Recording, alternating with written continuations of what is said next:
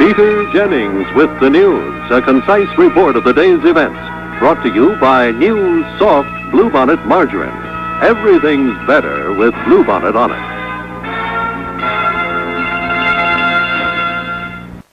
Peter Jennings with the news has been brought to you by Great Day, a man's way to remedy gray from Clairol Research. Watch Combat at 7:30, 6:30 Central Time. Watch The Fugitive at 10, 9 o'clock Central Time. 2 gripping hours of action and adventure in color tonight on ABC.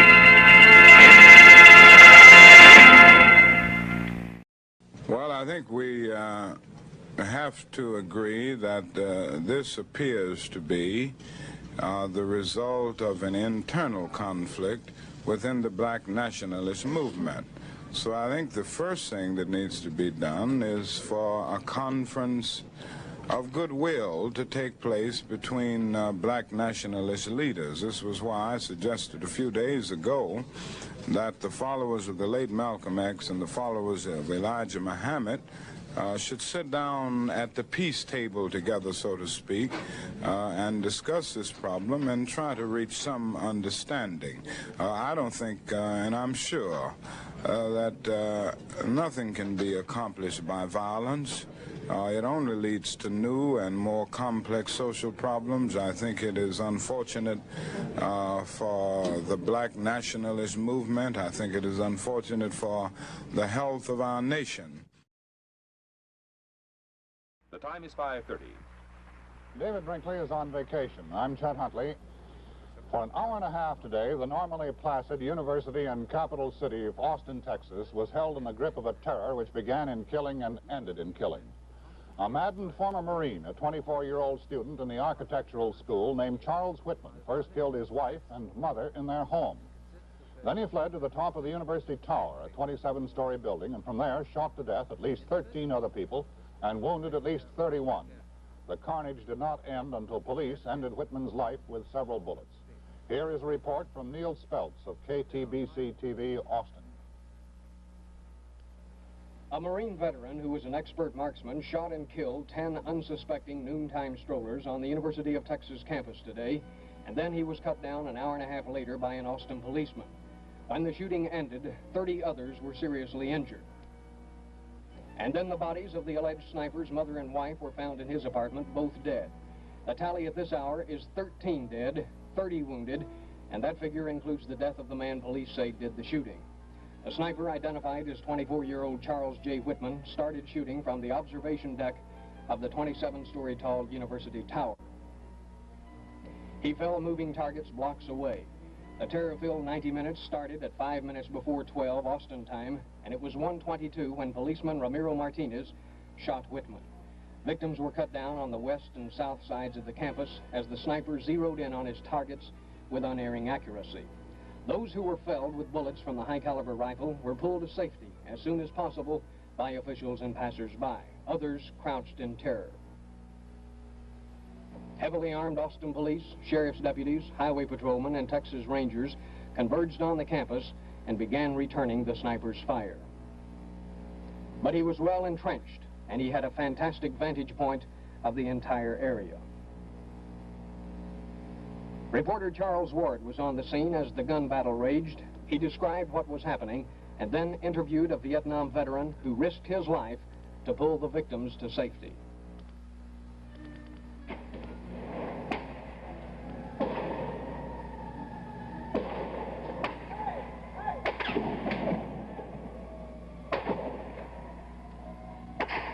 Ambulances screaming all over the city, and more sounds, more shots being fired at the tower and from the tower. On the mall, maybe an empty carton of shells.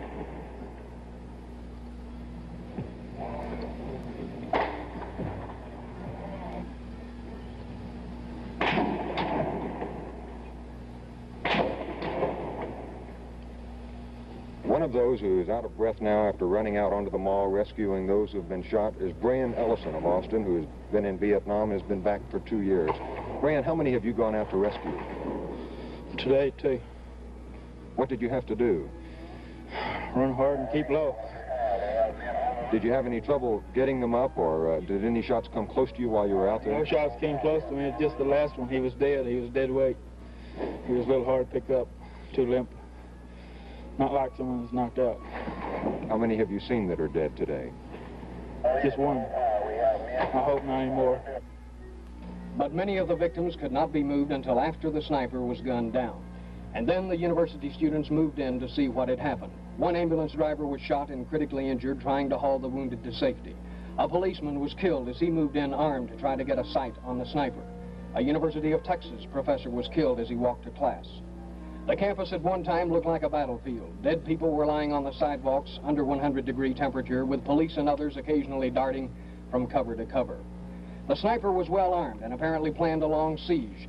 After he was cut down, police hauled out of the barricaded observation deck 2 .30-06 rifles with telescopic sights, a .357 Magnum pistol, and a shotgun.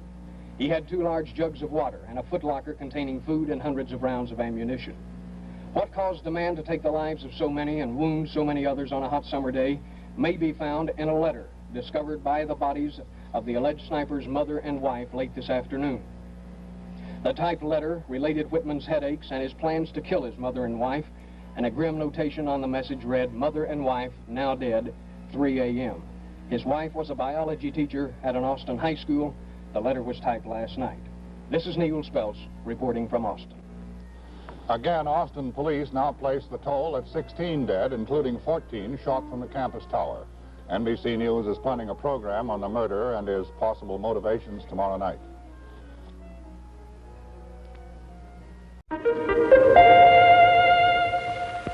This 15-minute show has 24 hours. We interrupt this program to bring you a special report from ABC News. Winston Churchill, his nation mourns. First report direct from London via Telstar satellite of the Sir Winston Churchill lying in state ceremonies. Now from our ABC studio in New York, Peter Jennings. At this hour, it is mid-afternoon in London. Since early this morning, enormous crowds have been queuing up outside Westminster Hall to pay final tribute to Sir Winston Churchill, the man who gave Britain her finest hour. The flight of Gemini Titan IV is now just over a day and a half old, 37 hours almost to the moment, since astronauts White and McDivitt left the Earth for a voyage that, barring any unexpected developments, will end after 97 hours early Monday afternoon. Right now, the capsule is in its 24th orbit. It has traveled over 700,000 miles, and it is now moving over the Arabian Peninsula. This is a CBS News special report. This is Mike Wallace at the CBS Newsroom in New York. America's first 3 Apollo astronauts were trapped and killed by a flash fire that swept their moonship early tonight during a launch pad test at Cape Kennedy in Florida. Virgil Gus Grissom, 40 years old, one of the original Mercury astronauts, the first American astronaut to go twice into space. Edward White, 36 years old, the first American to walk in space. And rookie astronaut Roger Chaffee, 31 years old, training for his first space flight, Apollo 1, scheduled for February 21st. These 3 astronauts were aboard their spaceship 10 minutes from a simulated liftoff at Cape Kennedy when the fire hit at about 6:30 tonight. Direct from our newsroom in Washington, in color, this is the CBS Evening News with Walter Cronkite and Russ Hodge in Memphis, Tennessee, Dan Rather in New York, Bernard Kalb in Saigon, Marvin Kalb in Wellington, New Zealand, and Bert Quint in Quezon, South Vietnam. Good evening.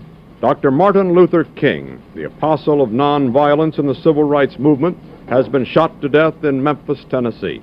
Police have issued an all-points bulletin for a well-dressed young white man seen running from the scene. Officers also reportedly chased and fired on a radio-equipped car containing 2 white men. Dr. King was standing on the balcony of a second-floor hotel room tonight when, according to a companion, a shot was fired from across the street. In the friend's words, the bullet exploded in his face. Police, who have been keeping a close watch over the Nobel Peace Prize winner because of Memphis' turbulent racial situation, were on the scene almost immediately. They rushed the 39-year-old Negro leader to a hospital where he died of a bullet wound in the neck. Police said they found a high-powered hunting rifle about a block from the hotel, but it was not immediately identified as the murder weapon. Mayor Henry Loeb has reinstated the dusk-to-dawn curfew he imposed on the city last week when a march led by Dr. King erupted in violence. Governor Buford Ellington has called out 4,000 National Guardsmen. And police report that the murder has touched off sporadic acts of violence in a Negro section of the city. In a nationwide television address, President Johnson expressed the nation's shock. America is shocked and saddened by the brutal slaying tonight of Dr. Martin Luther King. I ask every citizen to reject the blind violence that has struck Dr. King, who lived by nonviolence. Dr. King had returned to Memphis only yesterday, determined to prove that he could lead a peaceful mass march in support of striking sanitation workers, most of whom are Negroes. Dr. King had this to say last night about the situation in Memphis. Maybe I could understand the denial of certain basic First Amendment privileges because they haven't committed themselves to that over there. But somewhere I read of the freedom of assembly. Somewhere I read of the freedom of speech. Somewhere I read of the freedom of press. Somewhere I read that the greatness of America is the right to protest for right. There was shock in Harlem tonight when word of Dr. King's murder reached the nation's largest Negro community. Men, women, and children poured into the streets. They appeared dazed. Many were crying. A young Negro said Dr. King didn't really have to go back to Memphis. Maybe he wanted to prove something.